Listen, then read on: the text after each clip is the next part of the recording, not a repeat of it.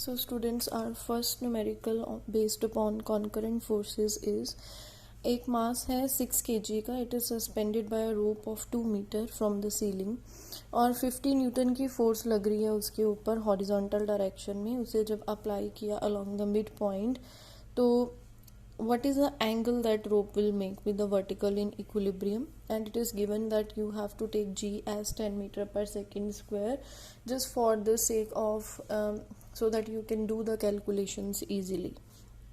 So as you can see here, this is the ceiling और वहाँ से ये हमने सस्पेंड कर दी ये एक रोप जो कि 1 metre and 1 metre 2 metre long है. और उसका जो रोप है उसका सेंटर से लाइक फ्रॉम हेयर एक फोर्स लगी विच इज़ T3 50 न्यूटन की. And we have to find that कि कितना एंगल बना इसका वर्टिकल के साथ इन इक्विलिब्रियम. इक्विलिब्रियम कौन सी कंडीशन होती है? जब आपकी जितनी भी फोर्सेस लग रही हैं किसी पॉइंट पे वो सारी क्या हों, बैलेंस्ड हों. लाइक फ्रॉम हेयर जब हम इसे इस तरह से एक्सटेंड इस साइड को अगर ये बेंड कर गई, यहाँ से हमने पुल कर लिया तो 1 मीटर इधर को आ गया. दिस विल वर्क, ये जो है ये हमने बाय कंस्ट्रक्शन बना लिया. This will work as our resultant. And this T1 tension in the string, यहाँ पर थीटा है एंगल, सिमिलरली यहाँ थीटा है. Why? Because these are alternate interior angles. अब ये T1 जो है एंगल के साथ वाला होता है T1 cos थीटा और परपेंडिकुलर कंपोनेंट होता है T1 sin थीटा. और यहाँ से सपोज T2 टेंशन जो है वो डाउनवर्ड्स जा रही है एंड T2 टेंशन जो है वो अपवर्ड है, इक्वल एंड अपोजिट. और T3 हमने T3 से इसे क्या किया था, 50 न्यूटन से इस साइड को पुल किया. Now for the equilibrium we have to see the number of forces which are balance vertically and horizontally. अब वर्टिकली T2 को T1 cos थीटा बैलेंस कर रहा है. If you can see T1 cos theta is equal to T2. कितना wait था T2? Tension wait की वजह से 6 kg वेट, मतलब 6 into 10 that is 60 Newton. You will give it number 2. और अगर हम हॉरिजॉन्टल देखें तो T1 sin थीटा 50 न्यूटन के डायरेक्टली क्या है, इक्वलेंट T3 के. इसे दे दो नंबर 1. अब हम जब 1 को डिवाइड करेंगे 2 से, will get tan theta as 5/6. और अगर हमने थीटा निकालना है we can simply write tan inverse 5/6. Next numerical है हमारा, हमने टेंशंस फाइंड आउट करनी है T1 and T2 in the strings which is shown in the figure. This is the diagram which is given to us and we will do some construction work here. How we will do, we will draw a dotted line from here and dotted line from here and we'll complete the diagram like this. तो यहाँ पर ये जो angle बन रहा है 60 degree, इधर से इधर 60 डिग्री, फिर एंगल बनाएंगे लाइक हेयर. तो ये बन गए ऑल्टरनेट इंटीरियर एंगल्स. तो एंगल के साथ वाला कॉम्पोनेंट होता है T1 cos 60 और वर्टिकल कॉम्पोनेंट होता है T1 sin 60. अगेन इस पॉइंट पे now we will check the equilibrium of the forces, means we will compare the horizontal and the vertical components of the forces. तो अगर हम वर्टिकल पार्ट देखें तो T1 sin 60 4 kg वेट की equivalent है. Here it is not given, take g as 10, so I am directly writing T1 sin 90 4 into 9.8. तो second case में T1 cos 60 directly T2 के इक्विवेलेंट है, इसे नंबर 2 दे दिया. अब नंबर 1 से T1 सॉल्व किया, 4 into 9.8 sin 60 नीचे लिखा. sin 60 की वैल्यू होती है √3. तो √3 की हमने वैल्यू डाल दी, हमारे पास आंसर आ गया 45.26 न्यूटन. अब 2 से अगर हम देखें तो T2 क्या है, T1 cos 60 और cos 60 होता है 1/2. तो 45.26 वैल्यू डाल के इसे 0.5 या 1/2 से when you will multiply you will gate 22.63 Newton. That is your final answer.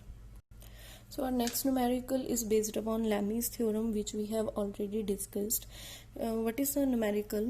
एक बॉल है जिसका मास है 1 kg weight. 1 kg weight means here it is written take g as 10, we'll multiply it by 10 and we'll get 10 Newton force. तो इसे hang किया हुआ है, हमने टेंशंस निकालनी है OA और OB में. यहाँ वेट सस्पेंड कर लिया, यहाँ T1 टेंशन है, यहाँ T2 है और हमने T1 T2 फाइंड आउट करनी है. अब हम क्या करेंगे, हम लैमीज थ्योरम जो हमने की थी, हम लैमीज थ्योरम यूज करेंगे. Using Lami's theorem we can write it as T1 के अपोजिट है angle 150, so we will write as sine 150 next T2 के ऑपोजिट कौन सा है 120, सो साइन 120. 10 के ऑपोजिट क्या है 90, so it will be sine 90 degree. Now T1 can be written as sine 150 को हम किस तरह लिख सकते हैं साइन 180 माइनस 30, तो इट विल बिकम साइन 30. 120 को क्या लिख सकते हैं sine 180 minus 60, it will become sine 60 according to the rules of mathematics, and this will be sine 90 होता है 1. तो अब दो बार इस इनक्वालिटी को कंपेयर कर दो, you will get the answer. T1 क्या आएगा when you will compare this with this 10 sine 30 degree, that is 10 into 1/2, that is 5 newton. तो T2 क्या आएगा sine 60 into 10, that is 10 into root 3/2, that is 5 root 3 Newton. तो इस तरह से you'll able to find T1 and T2.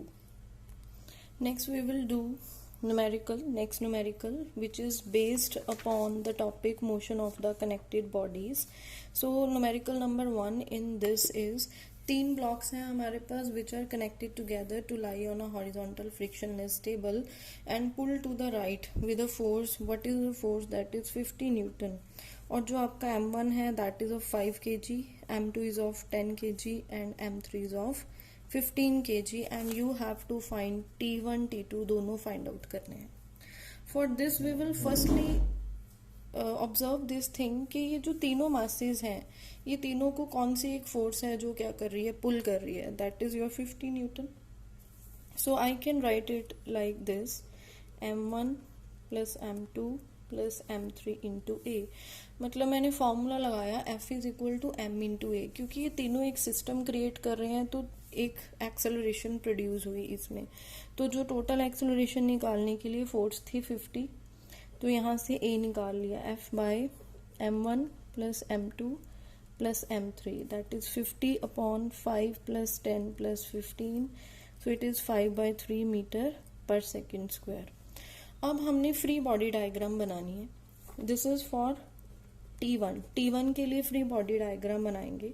क्या diagram होती है फ्री बॉडी डायग्राम? मीन्स वहां पर हम कनेक्टेड मोशन नहीं ले रहे, हम जस्ट इतना पार्ट ले रहे हैं कि एक्सेलरेट कर रहा है, M1 है और इधर इसमें ये टेंशन प्रोड्यूस हो रही है. तो फॉर्मूला टेंशन और force one and the same thing. T1 क्या होता है M1 इंटू A. तो what is M1? That is 5. What is the acceleration? That is 5/3. तो ये कितना आया 25/3, 8.33 Newton. This is your free body diagram. Next is for T2. अगर T2 determine करना है, अब T2 कहाँ पे है? देखो यहाँ पर ये जो M2 है ये T1 T2 के इफेक्ट में है, तो we will not discuss this thing. हम ये वाला देखेंगे, डिस्कस करेंगे, बिकॉज A भी पता है, F भी पता है, बस T2 नहीं पता, मास भी पता है. तो I will draw again the free body diagram. Acceleration, force लगा दी, इधर T2 लगा दिया, एंड देखो जो बॉडी है it is going this side, it means F जो है वो ज्यादा होगी, तो हम नेट फोर्स निकालेंगे. F minus T2 is equal to M3 into A. तो हम इसके लिए ये इक्वेशन लिख सकते हैं. हम ऐसे ही लिखते हैं कि अगर फोर्स ज्यादा है तभी ये इस साइड को गया ना, इट मीन्स ये कम है, तो नेट फोर्स क्या होगी F minus T2 mass into acceleration, formula के accordingly. So what is your force? 50 minus T2, 15 into 5/3. तो T2 कितना आया आपका 25 न्यूटन आया. तो इधर T1 कितना आया आपका 8.33 न्यूटन.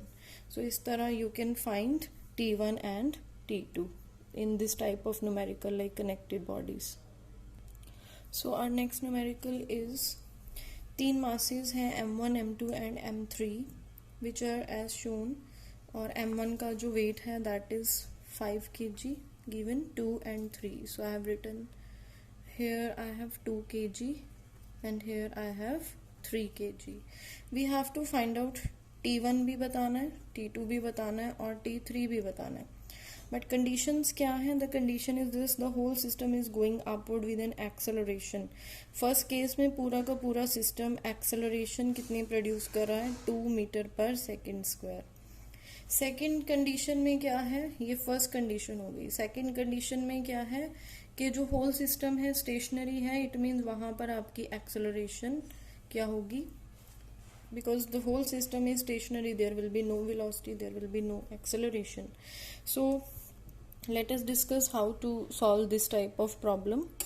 फर्स्टली हम ये देखेंगे कि जो तीनों मासेस हैं उनका जो वेट है वो एक्ट करता है वर्टिकली डाउनवर्ड्स. इट मीन्स अगर वेट वर्टिकली डाउनवर्ड्स है, एक्सेलरेशन ऊपर को कर रहा है, तो it will be net equation जो हम लिख सकते हैं वो होगी T1 minus m1 plus m2 plus m3 into G. Net force is equal to क्या होता है, F is equal to m into a. तो ये हो गया नेट फोर्स के लिए, बिकॉज टेंशन ऊपर ज्यादा है, वेट को वो डोमिनेट कर रहा है. And here will be m into a, और m क्या है आपका फुल, आप तीन बॉडीज के साथ कर रहे हो, it will be m1 plus m2 plus m3 into a. तो यहाँ से हम T1 सॉल्व कर सकते हैं. क्या करेंगे, ये जब उधर ले जाएंगे दूसरी साइड, तो ये आ गया m1 plus m2 plus m3 into g plus m1 plus m2 plus m3 into a. तो एज वी कैन सी बाकी सारा कुछ तो कॉमन है, ए और जी कॉमन नहीं है, तो इसे मैंने नेक्स्ट स्टेप में कॉमन कर लिया just so that we can simplify it. तो अब m1 m2 m3 सबकी वैल्यू डाल दूं, इधर 2 प्लस 9.8 हो गया, तो ये बन गया 10 इंटू 11.8, दैट इज 118 न्यूटन. तो आपका T1 सॉल्व हो गया. सिमिलरली अगर ये पूरा सिस्टम था T1 सॉल्व करने के लिए, अगर हमने T2 के लिए करना है, तो ये दो बॉडीज डाउनवर्ड रही और बाकी सारा ऊपर को, ऑब्वियसली तो नेट फोर्स क्या होगी आपकी जो T2 है, क्योंकि हमने ये जनरलाइज निकाल लिया ये वाला. अब T1 के लिए क्या था, तीन बॉडीज थी डाउनवर्ड्स, तो तीनों ले ली. अब T2 के लिए हम क्या लेंगे, m2 प्लस m3 है इंटू ए प्लस जी. एक ही फॉर्मूला हमने डिराइव कर लिया ना, फॉर्मूला बना लिया, तो डायरेक्टली फॉर्मूला लग जाएगा. तो हेयर 2 प्लस 3 2 प्लस 9.8, ये आया 5 इंटू 11.8, ये आया 59 न्यूटन. अब थर्ड के लिए सिमिलरली हम कर सकते हैं, एक ही मास है, तो it will be 3 into that is 35.4 newton. Second step में मैंने बोला था that we will take acceleration as zero. Why, because the system is stationary. So what we can do, ये T1 सेम इक्वेशन यूज करें, m1 plus m2 plus m3 into a plus g. तो T1 जब ये apply करेंगे तो ये है 10 हमारे पास, इधर ए है नहीं, 9.8 कर लो, 98 न्यूटन. T2 सॉल्व करने के लिए same formula, m2 plus m3 into a plus g. तो ये फिर क्या आया, 5 इंटू 9.8, दैट इज 49 न्यूटन. तो T3 में m3 इंटू जी रह गया सिर्फ, 3 into 9.8 is equal to 29.4 newton. So this is the answer when we don't have acceleration, मतलब ए जीरो डालते रहेंगे. This is the answer when we have acceleration, when the body is accelerating upward with the 2 meter per second square value. Next numerical is a body having mass m1 of mass 10 kg is placed on the smooth horizontal table, means this is mass 10 kg. It is connected to a string which passes over a frictionless pulleys and carries at the other end a body m2 having mass 5 kg. What acceleration will be produced, means we have to find the acceleration when the nail fixed on the table is removed. What will be the tension in the string during the motion of the bodies, when the bodies are in motion, and when the bodies are stopped, then what will be the tension in the string. So this is the diagram. M reaction is upward, m1g, when it is placed on the tabletop, and tension is going toward this direction, because when the nail will be taken off, the body will accelerate downward and it will go like this. So from now Newton's second law of motion, from Newton's second law what we can say, net force is equivalent to m2g. What is a net force? So it will be m1 plus m2, means both masses, acceleration. F is equal to m into a. Now what is F? That is m2 into g. So from here we can find acceleration m2g by m1 plus m2, that is 5 into 9.8 over 15. 5 plus 10, that is 15. So it will be 3.27 meter per second square. Now we have to find it for this t. When t is equal to, when it is accelerating, so t is equal to m1 into a, we are doing for this free body diagram.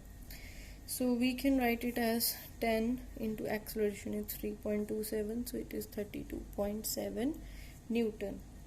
Now but when acceleration is 0, it means the body is completely working under the effect of gravity. So now we will suppose, let at acceleration is equal to 0, tension is T dash and net force on body is 0. So for body m2 we will do, means this is the free body diagram. Acceleration is 0, the body is going downwards, T dash it is going upwards. Here we have written T dash. For this free body diagram we are doing T dash, acceleration कुछ नहीं है तो ये directly किसके equivalent होगा m2g, मतलब accelerate नहीं कर रही है बॉडी, जो भी कर रही है under the effect of gravity है, if it is standing still only then. तो 5 into 9.8 कितना आएगा, 49 newton. So this is your answer and this is the way you can solve this type of